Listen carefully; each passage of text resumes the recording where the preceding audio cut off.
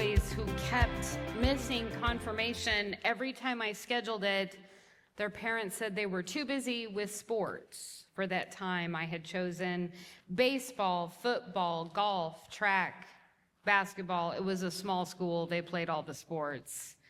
They were too busy to be signed up for confirmation until a parent realized they were all 15 to 17 years old, headed toward graduation, but unconfirmed. So we set up a class just for these kids. Oh joy, 15 to 17-year-old sporty boys and me. I didn't think it would go well. So I brought in speakers that would help them understand how important faith really is. First, I brought in a business executive who they thought was cool because he rode a really big Harley. And he talked about how much his faith influenced who he was as a husband and a father and a man. And then I brought in a police officer who talked about how his faith informed his work, and he came totally outfitted. And the boys suddenly thought confirmation was pretty cool because there were guns and tasers. So once I had their attention, I brought in a new lady at church to talk to them. Her name was Reba. Now, one Sunday, a few months before confirmation, I saw a couple of cars pull into the parking lot. One of them was unfamiliar and one of them was familiar, and two women got out of each car. The women I knew looked over at the women I didn't know, and there was this huge, joyful reaction among them. They were hugging and smiling, and as they came toward the door, I went out to meet them. When I reached them, I discovered that the two unfamiliar women were first-time visitors who had come quite a way to try out the church on a recommendation, and when they got out of the car, they just so happened to run into some of their best friends. They had no idea these ladies went to church there. So we all got introduced. As we walked inside, they found a seat next to their friends. The sanctuary was practically empty because Sunday school was still going on, and they, like you, like to show up at church late. An usher came in to ask me a question, and he caught sight of the four women talking to each other, and he did the most cartoonish triple take I've ever seen. He went,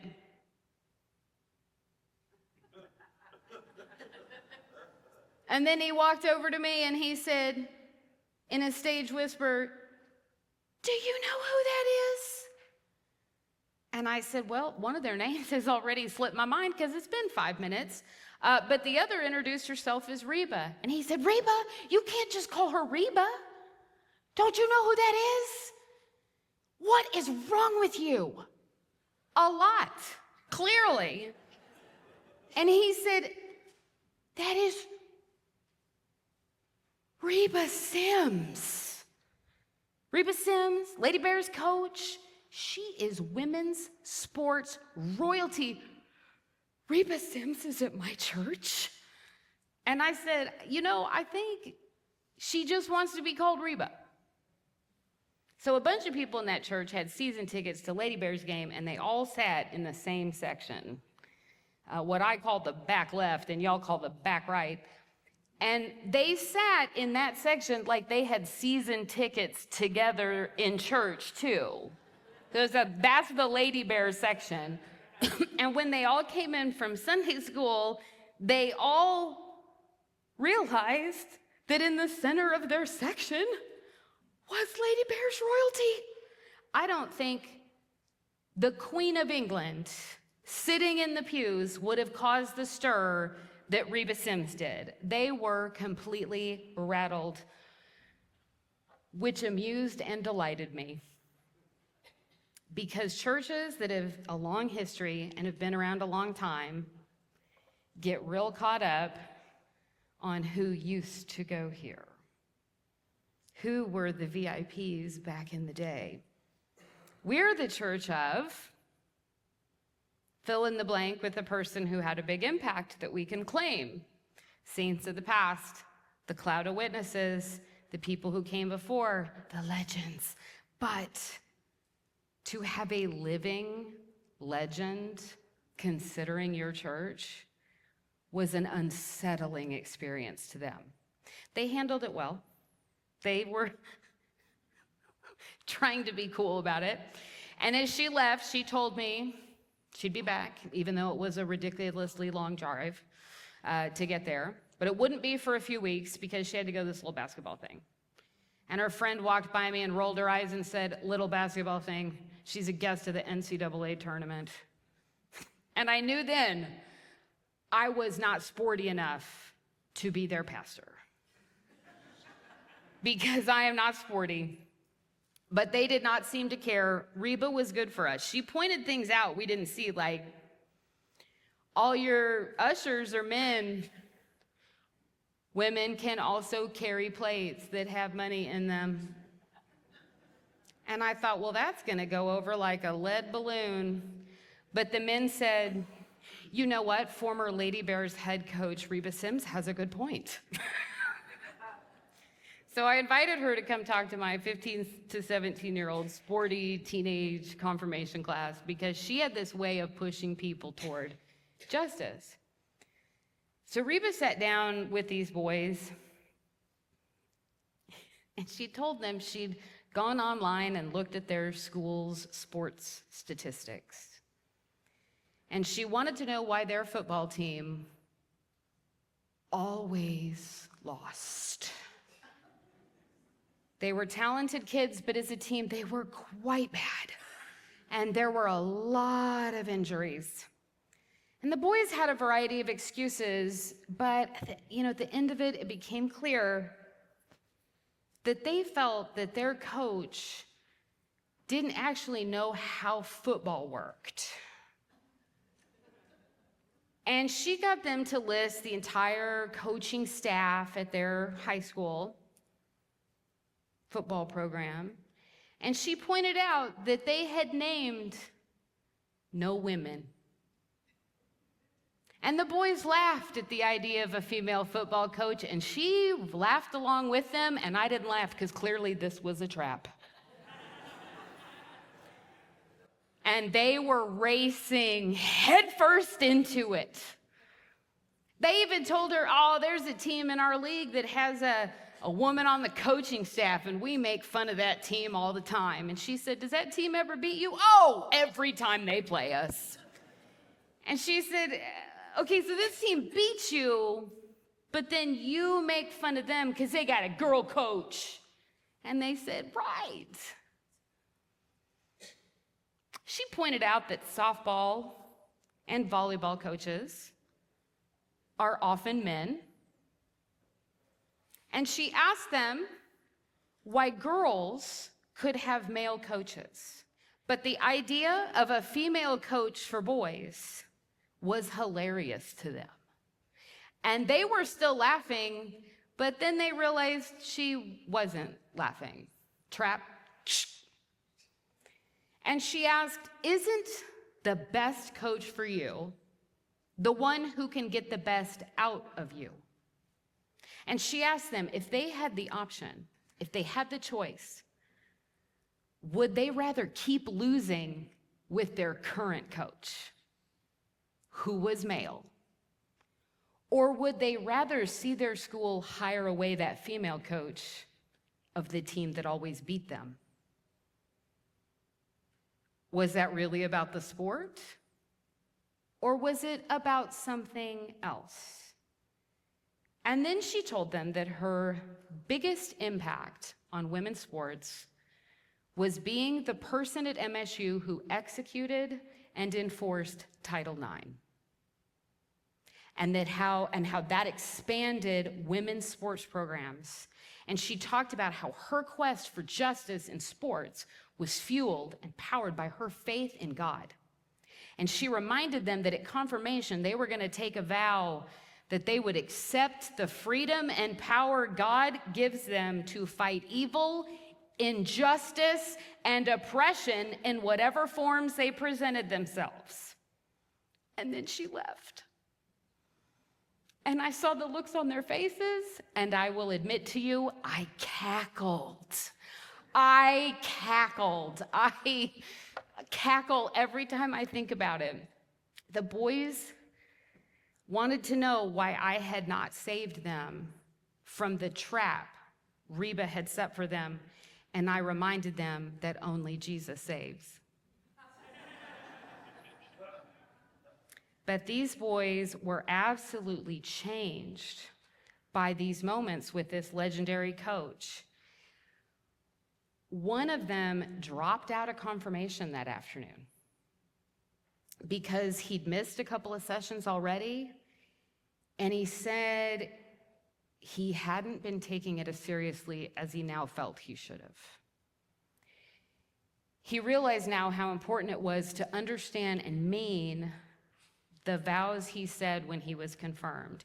And that group of now 5 boys became the most serious confirmation group I ever taught. Reba Sims, ladies and gentlemen. In verse 1 of Hebrews 12, therefore, since we are surrounded by such a great cloud of witnesses, let us throw off everything that hinders and the sin that so easily entangles, and let us run with perseverance the race marked out for us, fixing our eyes on Jesus, the pioneer and perfecter of faith. This is a sports metaphor. We're running a race. It's marked out for us. There are a lot of traps along the way. There's the separation from God that we choose, that is sin. There's the distraction of the ways that are not marked for us, but there's a race marked out for us, a race path in the footsteps of Jesus. That's discipleship, following Jesus on the race. We have to run that race. We have to persevere and not get too distracted, entangled, or tired, or burned by the sun. And how do we do that? By being surrounded by a great cloud of witnesses. The witnesses around us are how we do it. Now, when I heard this preached as a kid, and I heard this whole cloud of witnesses and race analogy a lot because the pastor there loved sports, I always heard that the cloud of witnesses were always and only the people who came before us. It was very much, you have to keep going because they did. But what if the cloud of witnesses is in the room with you too? What if the cloud of witnesses are also current? And it's not just the person who came here before you, but the person who sits next to you. In this year's confirmation class, we did an art project because I switch it up depending on who the kids are. And these kids got an art project. You will see their art project on Confirmation Sunday, May 24th. But the point was that we were making them standing next to each other, one right after the other. And because of the art, you couldn't help but have the residue of the previous projects come into your own. So the last person's project, the last person who did it, still had the paint from my project at the beginning of the line. Every piece was uniquely their own, just as the kids are uniquely their own. But the colors and patterns of the people before them and beside them were also in their artwork. And I use that to show them because now they're abstract thinkers. That even as we are all unique, we carry with us the echoes, the influence of the people who have come before us and the people who are currently around us. We don't confirm kids so they can be one of us. Like, we don't confirm them to become copies of us, just like us. We confirm them so they individually can add to the body we are. John Fogelsong could be the reason you keep the faith in a hard time. Marin Gowers could be the one who lifts up your spirits. Claire Foster could be the one who helps us make a great decision for the church someday. They become part of the cloud of witnesses, which isn't just the past, but also the present. And these kids are about to come up here and witness to the power and love of God they want in their lives at confirmation. And to do that, they have to see you do that. They have to have a church to show up to, that you show up to. You know, we don't want their witness of faith to be historical. We want it to be current. We want their witness of faith to be in the present. Like, okay, I can do this because this is what we do together.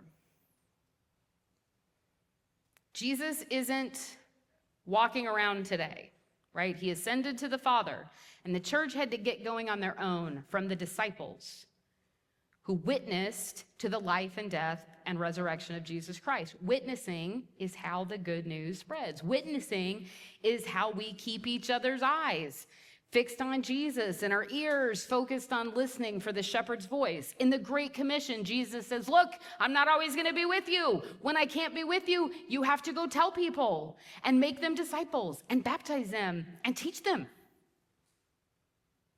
You being here matters. And their being here matters. Chime in online. You being here matters. Let us know you're here, because we're all, by being together, witnessing that Jesus matters to us, and we believe as individuals together. So later in the week in which Reba took the boys to school, I got a message from one of those boys in the confirmation class. The boys had been talking amongst themselves, and they had nominated this one boy to reach out to me. And he wanted to know if I thought, if they asked very nicely, if Reba Sims might consider becoming the head coach of their high school football team.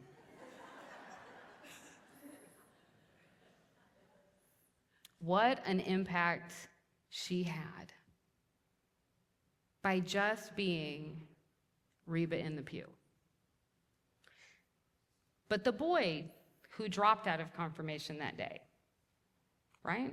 The boy who dropped out came back to it at 19. He came back while he was apprenticing in a trade. And he was able to tell the younger teens and me how he had gone out in the world and he had learned how to stand up for people at work. And now he knew that he could accept the freedom and power God gave him when he saw evil, injustice, or oppression, that he would stand up. And so now he was ready to be confirmed. And those kids stared at him with hearts shooting out of their eyes, just like he had stared at Reba, just blown away that this was someone they got to sit in the pews with. Reba was part of his story, and now he was part of their story.